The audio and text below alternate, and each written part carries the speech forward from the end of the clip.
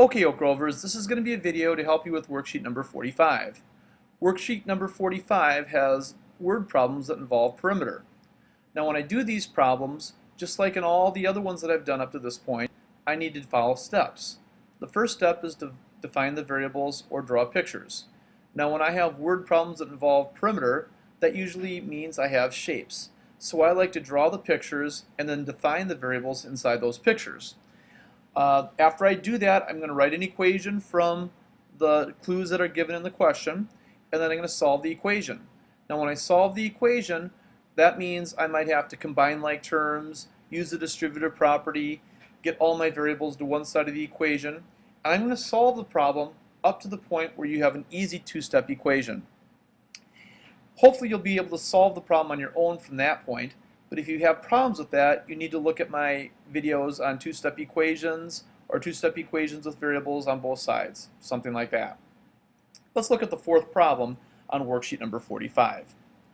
The length of a rectangle is 2 less than 7 times the width.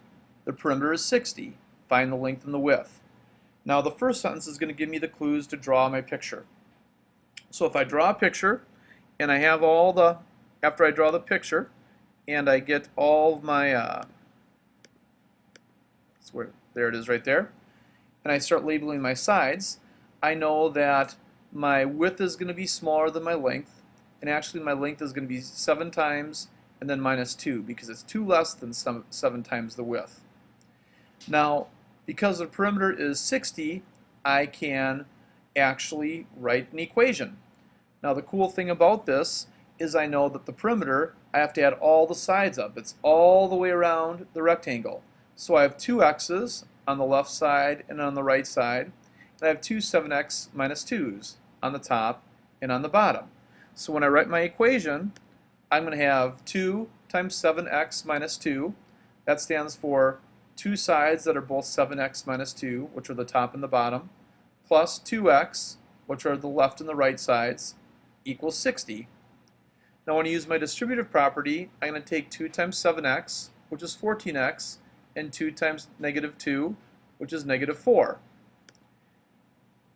After I do that, I have 2x, which is just going to be 2x, and then it equals 60. I multiplied 2 times x, which is the left and the right side. Now if I combine my like terms, I have 14x and 2x. That's going to be 16x minus 4 is equal to 60. Now hopefully you should be able to solve this problem from here by simply solving an easy two-step equation. Okay? So let's go on to the next one and make sure we got it. Now this one's going to be a triangle, number 5. The perimeter of a triangle is 76. Side A is twice as long as side B. Side C is 1 centimeter longer than side A. Find the length of each side.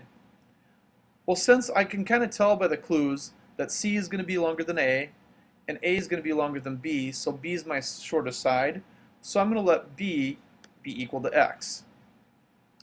Now the second longest side is going to be, or side A is going to be twice as long as B, so I'm going to let side A be 2X, and then side C is 1 centimeter longer than side A.